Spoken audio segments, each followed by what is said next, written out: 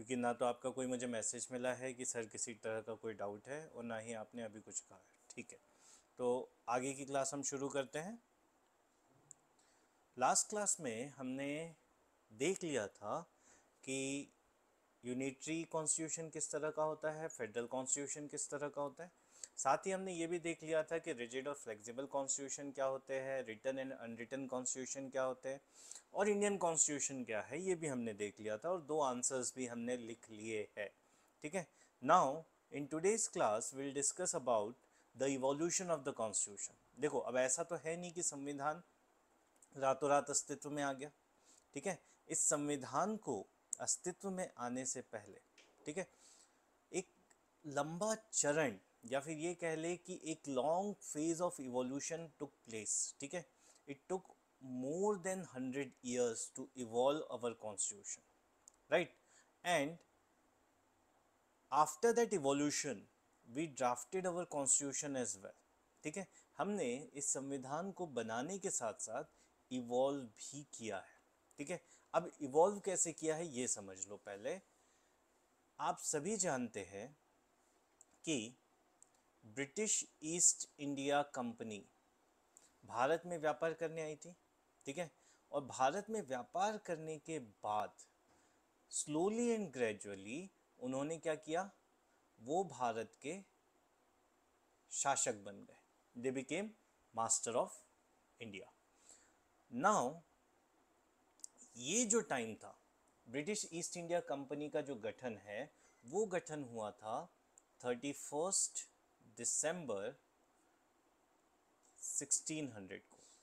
ठीक है, यहाँ से वो इंडिया में सेल आउट किए। ठीक है, इंडिया की तरफ आए, और यहाँ से 1757 के बाद, ठीक है, वो जाकर भारत के पॉलिटिकल डोमेन में इंटरफेयर करना शुरू कर दिया। अब इतना टाइम क्यों लगा, इसके पीछे की कहानी थोड़ी सी सुन लो। 1600 में जब वो कंपनी बनी, ठीक है, who was the ruler? The ruler was still Akbar, right. But it was only during the reign of Jahangir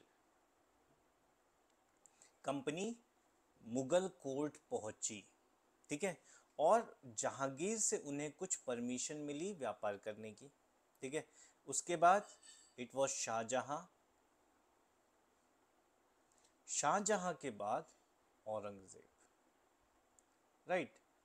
and till Aurangzeb the Mughals were very powerful. ठीक है, जो मुगल शासक थे वो बहुत ज़्यादा शक्तिशाली थे औरंगज़ेब के कार्यकाल के दौरान भी। ठीक है, बट जब औरंगज़ेब की डेथ हुई इन 1707, ठीक है, इसके बाद जो मुगल एम्पायर है उसे कोई भी स्ट्रॉन्ग रूलर नहीं मिला। ठीक है, या फिर ये कह लो कि मुगल एम्पायर डिसएरे में आ गया था। वॉर हो रहे थे, सक्सेशन वॉर। उसके बाद किंग मेकर्स आ गए थे, हुसैन ब्रदर्स, अगर आपने मॉडर्न इंडियन हिस्ट्री पढ़ी है तो। ठीक है, जिसकी वजह से मुगल एम्पायर का जो पावर था वो धीरे धीरे डिक्लाइन होने लगा। एंड 1720s में आप ये देखते हैं हिस्ट्री में कि मुगल एम्पायर से ही 3 अलग अलग प्रोविंसेस इमर्ज हो गए।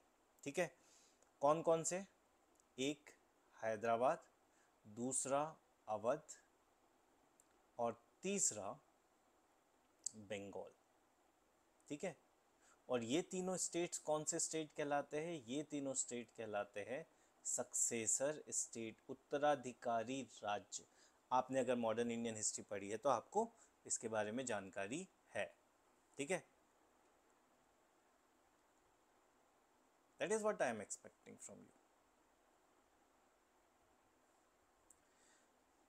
अब समझना इसको, इस कहानी को थोड़ा सा आगे ले चलते हैं।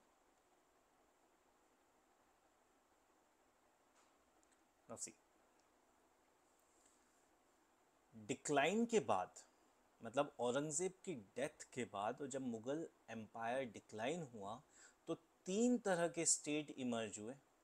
एक न्यू स्टेट, दूसरे इंडिपेंडेंट स्टेट और तीसरे सक्सेसर स्टेट। इन सक्सेसर स्टेट्स में ये तीन थे। इंडिपेंडेंट राजपूताना हो गया, न्यू स्टेट मराठा हो गए, सिख हो गए, ये न्यू स्टेट्स किमरेट हो गए। ठीक है, इन सब की वजह से क्या हुआ, इंडिया विच वॉज दो फोर्सफुली वॉज यूनाइटेड, वो भारत जो मुगलों के अधीन एक था, अब वह भारत अलग अलग टुकड़ों में बट गया। कुछ सक्सेसर स्टेट, कुछ न्यू स्टेट, कुछ इंडिपेंडेंट स्टेट। और जब ये बट गया, इस डिक्लाइन ऑफ मुगल ने और फ्रेगमेंटेशन ऑफ इंडियन पॉलिटी ने, भारतीय राज व्यवस्था के विकेंद्रीकरण ने अंग्रेज़ों को ये मौका दे दिया कि वह भारतीय राजनीति में हस्तक्षेप करना शुरू कर दे। और उसी का परिणाम ये हुआ कि 1730s, 40s और 50s के डिकेड में आप देखेंगे कि कैसे ईस्ट इंडिया कंपनी इंडिया में, इंडिया के पॉलिटिकल डोमेन में इंटरफेयर कर रही है। आपने हिस्ट्री में पढ़ा होगा एंग्लो फ्रेंच कॉन्फ्लिक्ट। अब समझना लड़ाई किस किस की हो रही है, अंग्रेज़ों की और फ्रांसीसियों की। It was again by English and French east India company. ठीक है, फाइटिंग इन इंडिया, ठीक है, and over the territories of India, right. इसके बाद what we have seen in 1757, we have seen first major battle, that is battle of Plassey.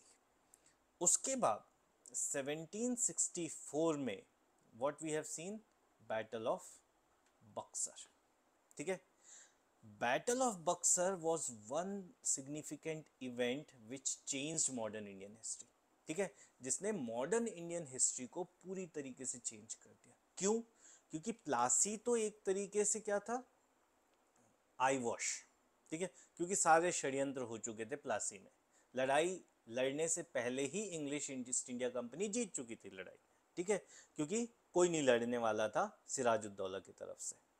But battle of Buxar was a real war, और इस battle of Buxar के बाद British east India company became the de facto master. क्यों de facto मैं use कर रहा हूँ? क्योंकि रियल में उन्होंने कुछ भी कंट्रोल नहीं किया था। आप 1764 के बाद की 1765 की इलाहाबाद ट्रीटी देखेंगे, इलाहाबाद की संधि देखेंगे, तो वहाँ पे आप देखेंगे कि दीवानी अधिकार ही लिए थे। They only got the diwani rights, not the faujdari rights, not the administrative rights. ठीक है, इसका मतलब आसान शब्दों में बक्सर के बाद भारत का, इफ नॉट एंटायर इंडिया, जितना भी रेवेन्यू कलेक्ट हो रहा था बंगाल, बिहार और उड़ीसा का, ये तीनों का रेवेन्यू कहाँ जा रहा था? ब्रिटिश ईस्ट इंडिया कंपनी को। और अगर आप लोग ज्योग्राफी से भली भांति परिचित है तो ये वो क्षेत्र है बेटा जो बहुत ज़्यादा फर्टाइल है, बहुत ज़्यादा उर्वर क्षेत्र है। ठीक है, और उर्वर क्षेत्र में बहुत ज़्यादा प्रोडक्शन होगा। ठीक है, और जब बहुत ज़्यादा प्रोडक्शन होगा तो लैंड रेवेन्यू भी बहुत ज़्यादा आएगा। ठीक है, मतलब पूरा का पूरा पैसा किसके पास जा रहा है? ईस्ट इंडिया कंपनी के पास। अब इस स्थिति में भी अगर ईस्ट इंडिया कंपनी ये बोले कि हमारे पास पैसा नहीं है, हमें रेवेन्यू चाहिए, हमें मदद की आवश्यकता है, तो उस सिनारियो में ब्रिटिश गवर्नमेंट क्या करेगी? ब्रिटिश गवर्नमेंट कोशिश करेगी उन्हें रेगुलेट करने की। हुआ यही था 1765 के बाद।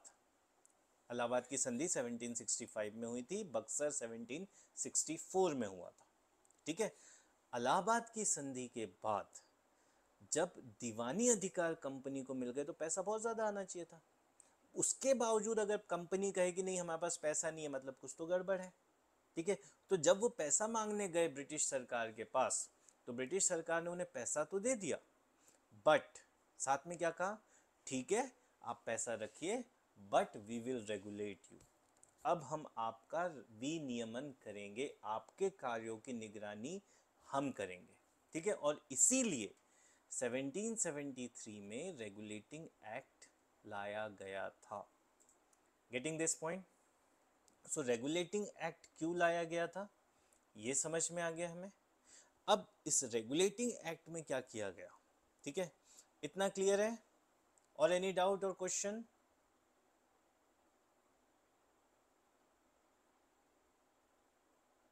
This much clear? और इज देयर एनी डाउट और क्वेश्चन? क्लियर है सचिन? ओके, चलिए देन मूविंग अहेड।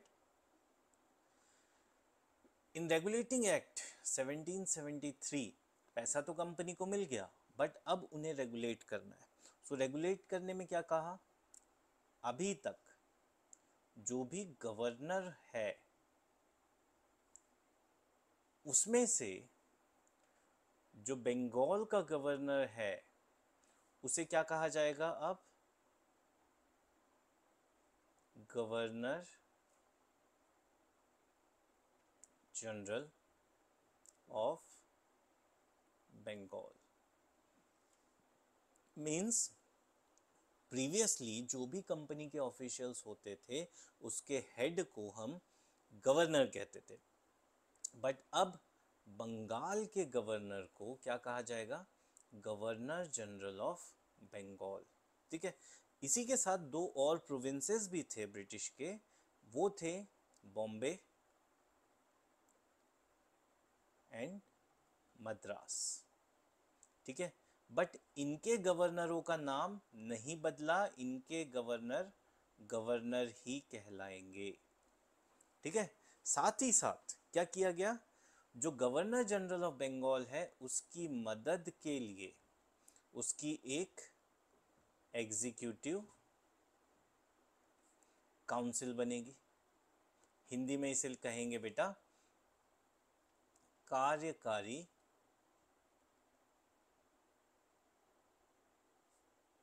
परिषद, कार्यकारी परिषद। मतलब अब गवर्नर जनरल अकेला काम नहीं करेगा, गवर्नर जनरल के साथ उसकी कार्यकारी परिषद भी होगी। जैसे वर्तमान में है प्रधानमंत्री होते हैं और प्रधानमंत्री के साथ साथ उनकी एक मंत्री परिषद होती है। तो उसी प्रकार 1773 के एक्ट से क्या किया गया, गवर्नर जनरल ऑफ बंगाल बना दिया गया और उसकी एक कार्यकारी परिषद बना दी। और इस कार्यकारी परिषद में कुल कितने सदस्य होते थे, 4, ठीक है। 4 कार्यकारी सदस्य होंगे और ये 4 लोग मिलकर निर्णय लेंगे, ठीक है। अब टोटल कितने हो गए ये समझो, एक गवर्नर जनरल और 4 कार्यकारी सदस्य, कुल मिला के 5 सदस्य, ये लोग डिसाइड करेंगे। और जो ब्रिटिश प्रोविंसेस है, जितने भी ब्रिटिश प्रांत है भारत में, उसके लिए समस्त निर्णय कौन लेगा, गवर्नर जनरल और उसकी कार्यकारी परिषद, governor general and his executive council. और डिसीजन कैसे लिए जाएंगे, मेजॉरिटी से लिए जाएंगे, 5 में 3-2 का बहुमत होता है, ठीक है। ये लोग मिलकर निर्णय लेंगे। साथ ही साथ इसी रेगुलेटिंग एक्ट में एक और बात कही गई, और वो बात ये कही गई कि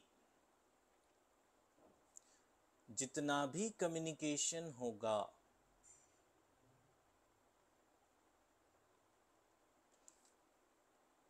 इंडिया से, ठीक है, कहाँ के लिए, ब्रिटेन के लिए, ठीक है, वो सारा का सारा कहाँ से भेजा जाएगा, वो भेजा जाएगा बंगाल से। इसका मतलब क्या हुआ समझना, बॉम्बे, मद्रास और ये बंगाल, राइट। बॉम्बे से या मद्रास से कोई भी कम्युनिकेशन सीधे सीधे इंग्लैंड नहीं जाएगा, उन्हें क्या करना होगा, पहले इधर भेजना होगा और फिर ये डिसाइड करेंगे कि वो कम्युनिकेशन इंग्लैंड भेजना है या नहीं भेजना है। इसका मतलब क्या हुआ, जो एडमिनिस्ट्रेशन है, ठीक है, जो प्रशासन है, उसका केंद्रीकरण शुरू हो गया, ठीक है, केंद्रीकरण शुरू हो गया। Clear this point? So regulating act में क्या किया गया, एक तरीके से भारत में ईस्ट इंडिया कंपनी का जो प्रशासन है वो केंद्रीकृत होना शुरू हो गया और कंपनी अब राजनीतिक मामलों में भी हस्तक्षेप करना शुरू कर दी, right? So this is what the provisions. कुछ फैक्चुअल इंफॉर्मेशन भी यहाँ पे है जो आपको याद रखना चाहिए। हालांकि यूपीएससी ऐसे क्वेश्चन पूछता नहीं है, बट फिर भी आपको पता होना चाहिए। जैसे कि जो फर्स्ट गवर्नर जनरल बने वो बने वॉरेन हेस्टिंग्स, ठीक है। कंपनी के राजनीतिक और प्रशासनिक भूमिकाओं को स्वीकार किया गया।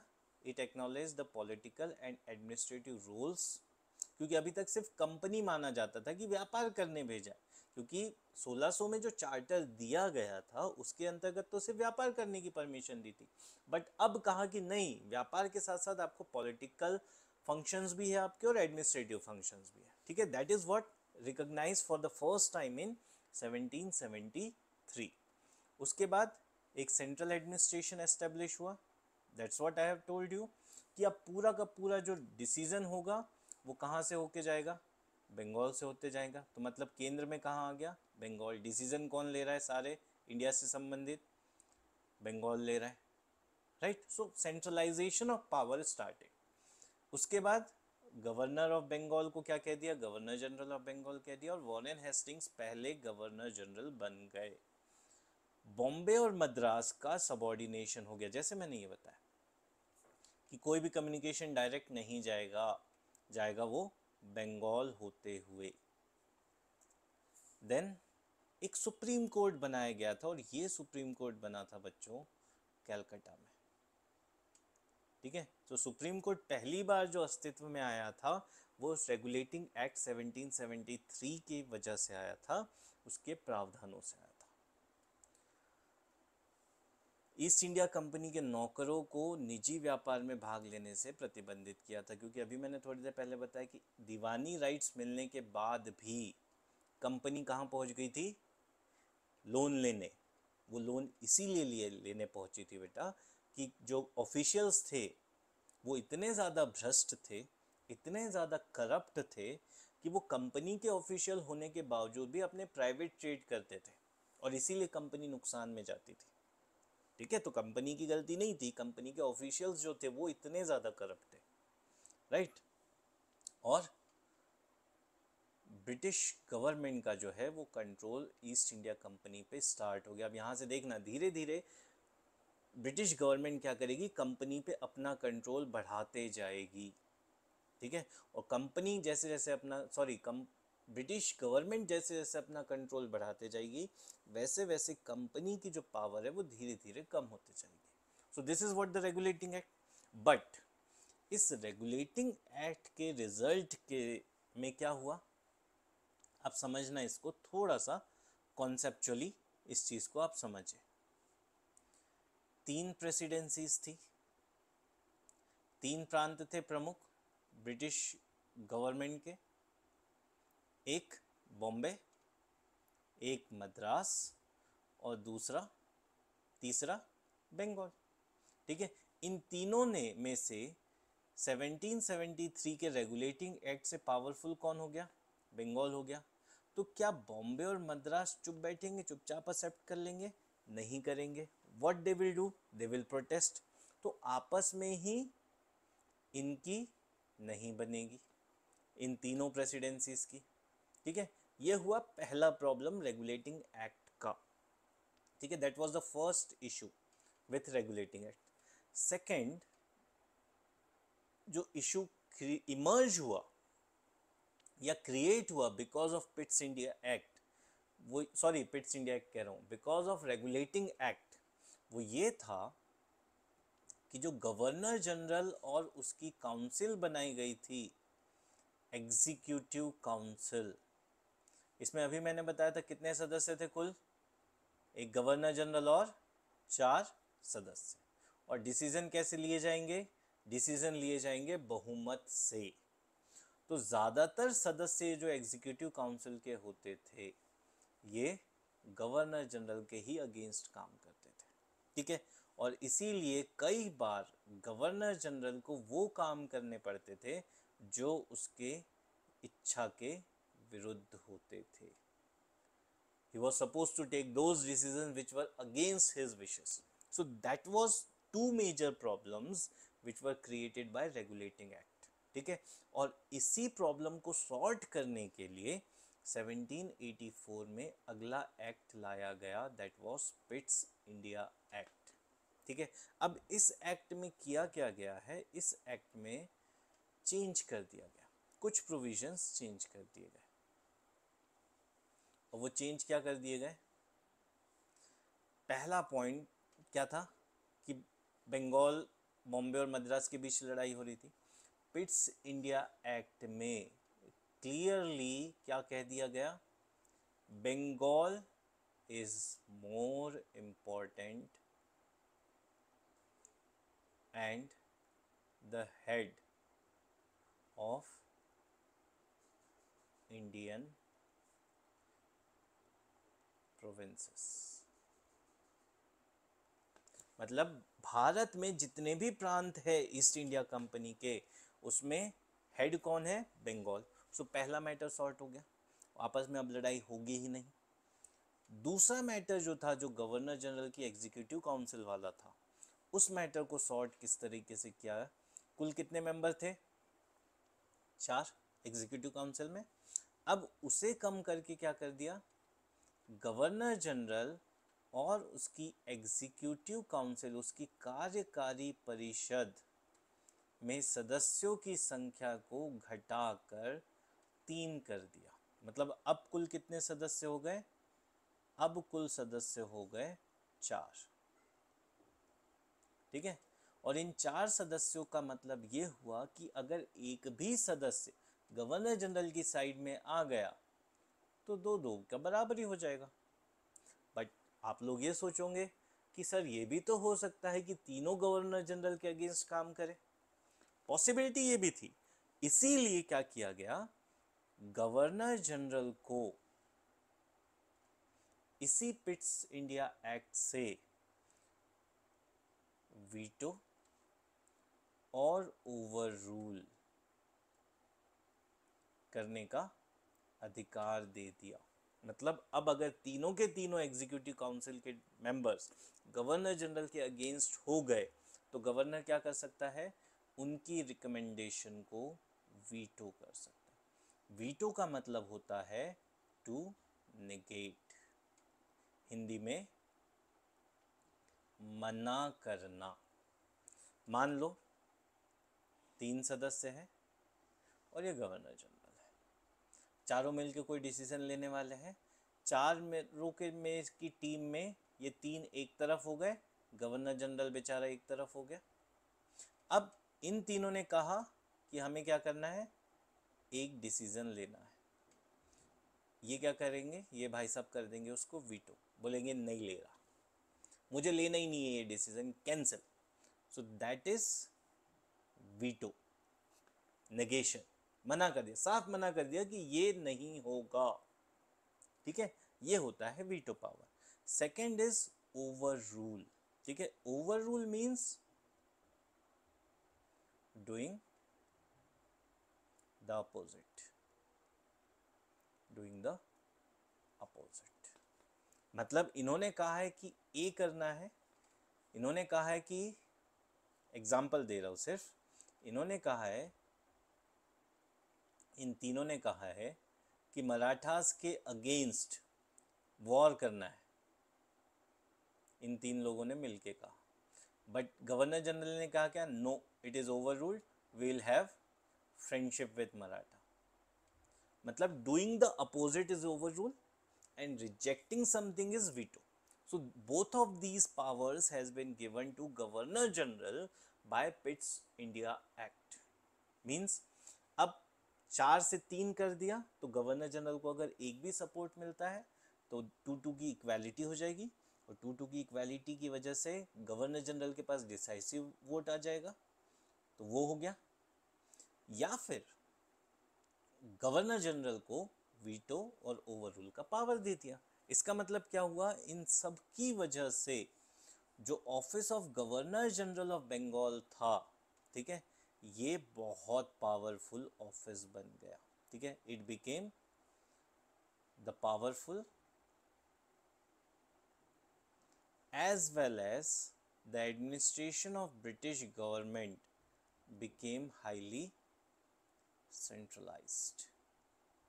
ठीक है, it became highly centralized, एकदम केंद्रीकृत प्रशासन हो गया ब्रिटिश गवर्नमेंट का इंडिया में, राइट।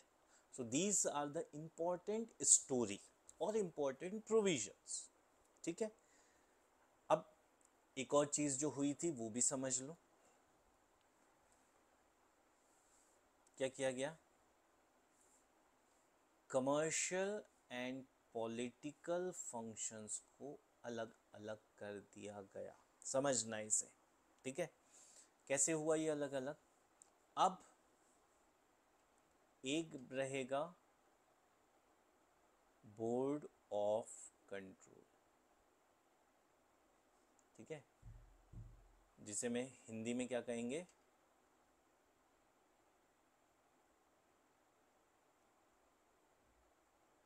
नियंत्रण बोर्ड,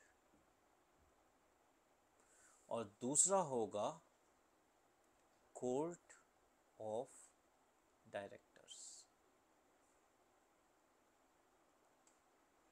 ठीक है, हिंदी में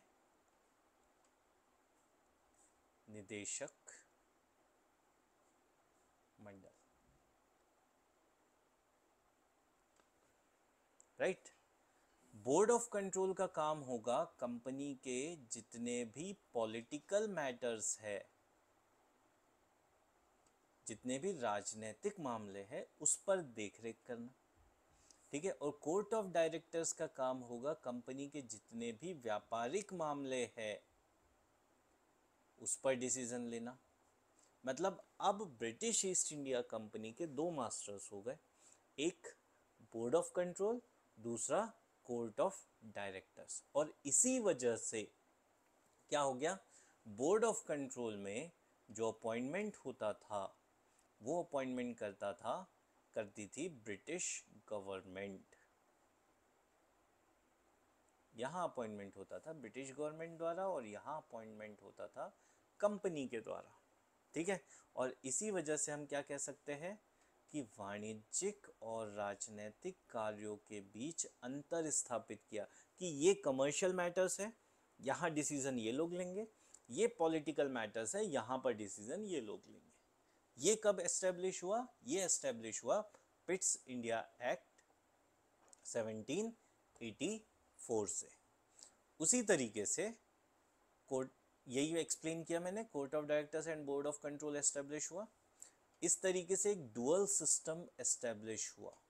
ठीक है, दो मास्टर्स हो गए, राइट, और सत्ता का केंद्रीकरण हुआ, जो मैंने अभी पिछली स्लाइड में आप लोगों को समझाया कि गवर्नर जनरल बहुत ज़्यादा पावरफुल और सेंट्रलाइज्ड एडमिनिस्ट्रेशन एस्टेब्लिश हुआ पिट्स इंडिया एक्ट 1784 के बाद से। क्लियर है इतना?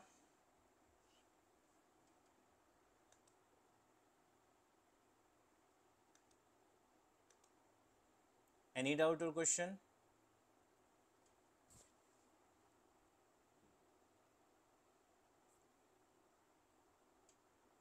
ओवर रूल को फिर से समझा दूं, ठीक है।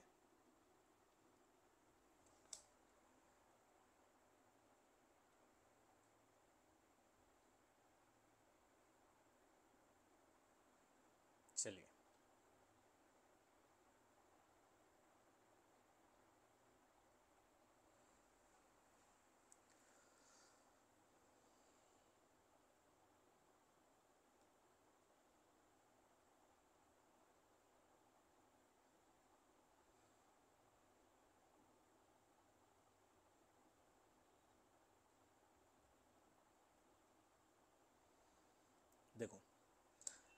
एक होता है बेटा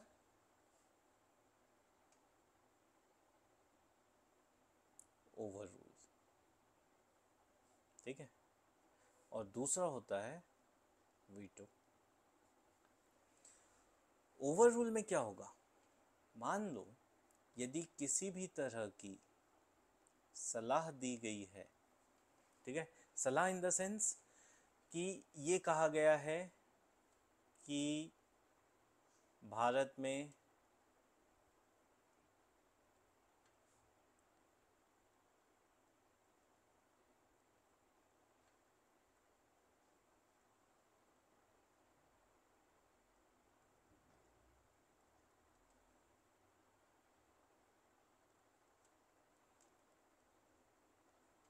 एक सेकंड,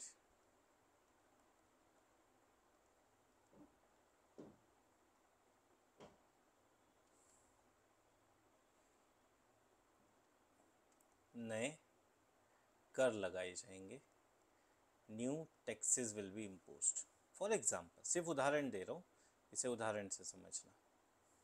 मान लो ये कहा गया है, कार्यकारी परिषद द्वारा गवर्नर जनरल को ये सलाह दी गई है कि भारत में नए कर लगाने चाहिए। ये सलाह किसके पास जाएगी, ये सलाह जाएगी गवर्नर जनरल के पास। अब गवर्नर जनरल क्या करेगा, ओवर रूल में, क्योंकि सलाह क्या दी गई है, नए कर लगाने की, और ओवर रूल क्या मतलब क्या होता है, दी गई सलाह के विरुद्ध कार्य करना या उसके विपरीत काम करना। तो गवर्नर जनरल यदि इसी में क्या करे, नए कर लगाने की बजाय कर में राहत दे दे, छूट दे दे, ठीक है, टैक्स रिलीफ कर दे, तो ऐसी स्थिति में क्या कहलाएगा, ये ओवर रूल कहलाएगा। मतलब जो सलाह दी गई है उसके विपरीत कार्य किया गया है, ठीक है, तो ये हो गया ओवर रूल। और वीटो में क्या होगा,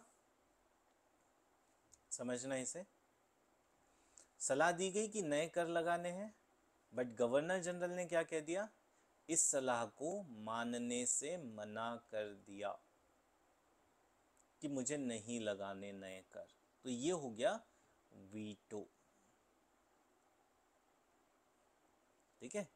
और ओवर रूल में इसके जस्ट अपोजिट। क्लियर है बेटा? अब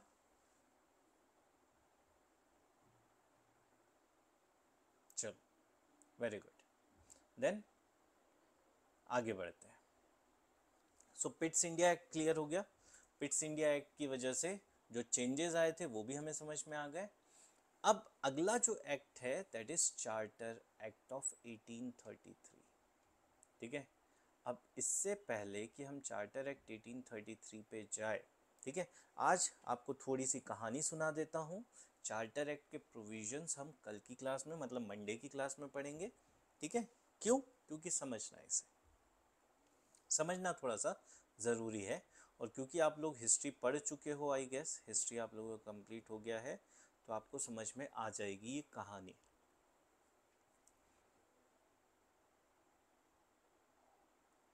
सेवनटीन 1884। अब थोड़ा सा फैक्चुअल जाऊंगा, ठीक है, क्योंकि ये पॉलिटी का पार्ट नहीं है, ये हिस्ट्री का पार्ट है, इसलिए 1784 में पिट्स इंडिया एक्ट, ठीक है। 1793 में आपको अगर याद हो तो परमानेंट सेटलमेंट, स्थायी बंदोबस्त, ठीक है, उसके बाद रैयतवाड़ी, महलवाड़ी, ठीक है, ये सारी चीज़ें हुई। बट ये तो इकोनॉमिक एस्पेक्ट में हुआ, बट अगर आप देखें थोड़ा सा पॉलिटिकल एस्पेक्ट से, ठीक है, सो इसी ड्यूरेशन में 1799 में क्या हुआ, फोर्थ एंग्लो मैसूर वॉर, आंग्ल मैसूर युद्ध खत्म हुआ, मैसूर हड़प लिया गया, ठीक है। इस ड्यूरेशन तक आते आते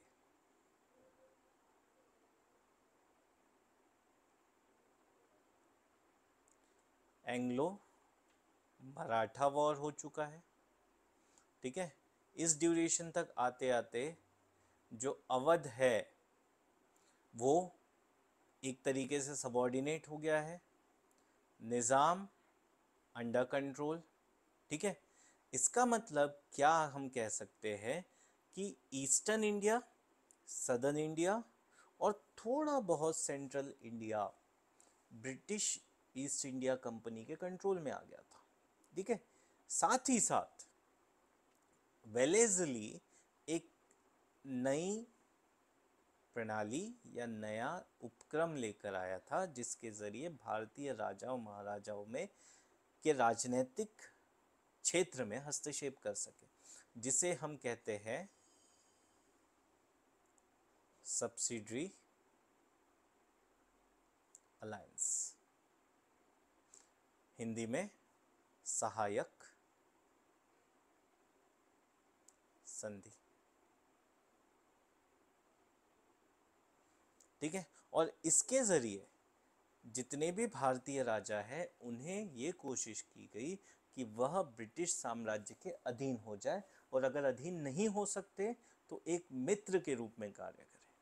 ठीक है, ये हुआ, और इसकी वजह से बहुत बड़ा क्षेत्र अंग्रेज़ों के आधिपत्य में आ गया या उनके नियंत्रण में आ गया।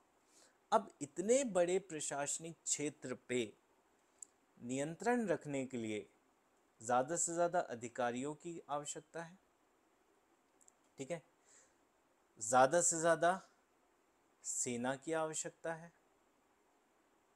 ठीक है, और इसीलिए क्या किया गया, कंपनी के जो चार्टर था, जो परमिशन थी, उसको लगातार बढ़ाया गया।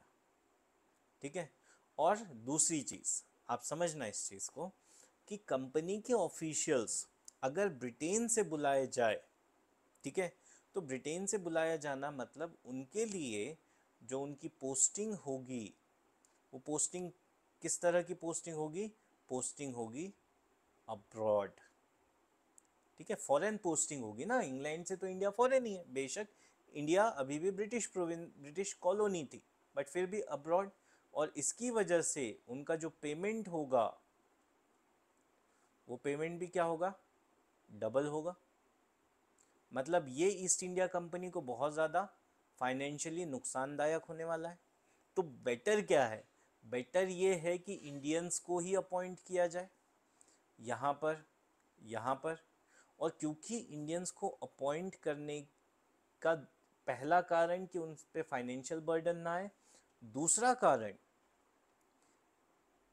कि Indians needs to be govern. ठीक है, तो सैलरी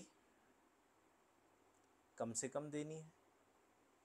ठीक है, और क्योंकि आप एम्प्लॉय करोगे, ठीक है, उन्हें नौकरी दोगे, तो जो प्रोटेस्ट होगा उसके चांसेस कम हो जाएंगे।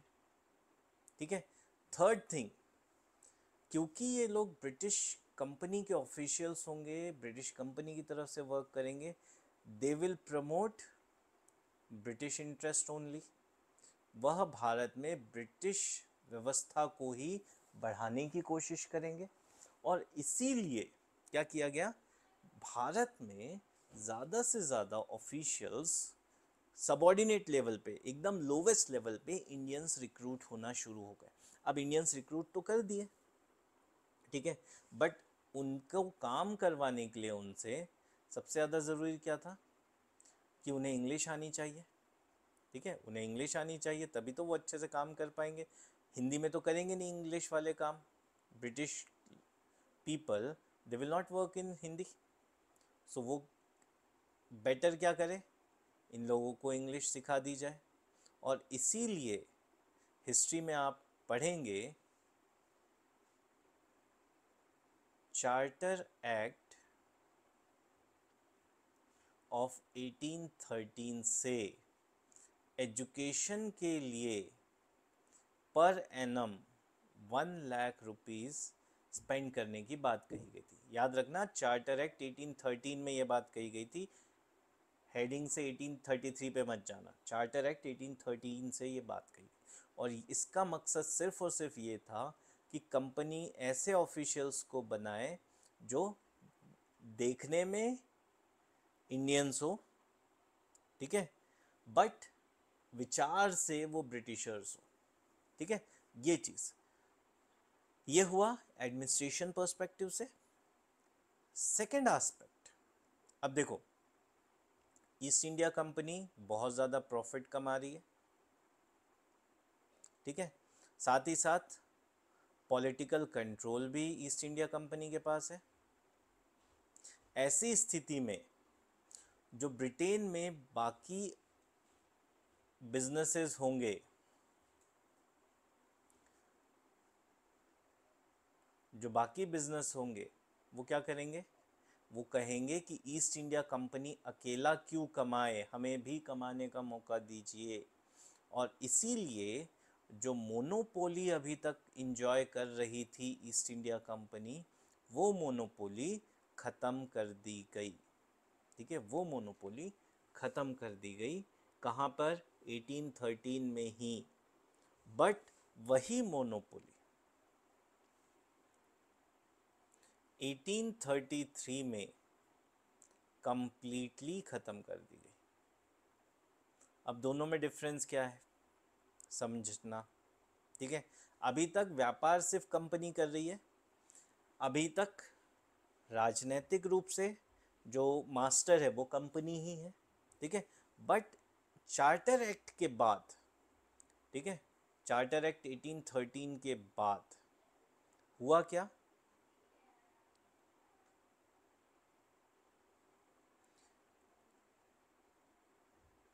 1813 में क्या कहा, मोनोपोली, एकाधिकार जो है उसे खत्म कर दिया।